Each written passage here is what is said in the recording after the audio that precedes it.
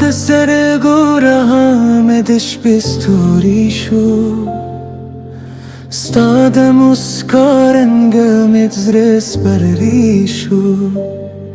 کله چې باد ستا نوم ورو ورو یادوي، زما هر ساه ستا د مینې سندره شي. ستا د مینې سیوری زما په لاره دي، زما هر خوب ستا د انتظار کیسه ده. سپوتم د هم نن شب په ستا په شان ښکاري، ستوري ټول ستا د حسن ننداره کې.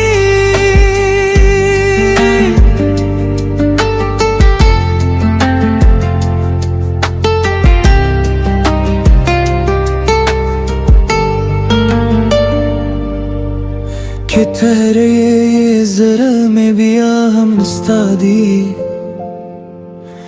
ہر لحظه میں ستا په خیال تیریږي. باران چې ورو ورو پر ګلونو وري، ستا د خبرو خوږ اواز را یادوي.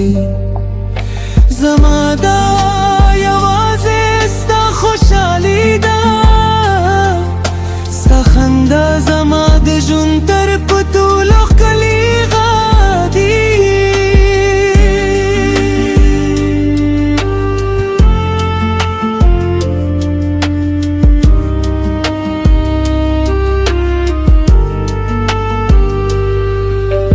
راشه یو ځل بیا د مینې سندرې وایو، د وخت هر درد په مسکا هرېر کړو. ستا لاس زما په لاس کې وي، نو هر لاره جنت ښکاري. زما زړه به تل ستا لپاره درزېږي، تر هغې چې دا ژوند روان وي. ستا نوم د زما تر ټولو خوږ راز دی، اوس ستا مینه زما تر ټولو ښکلي احساس.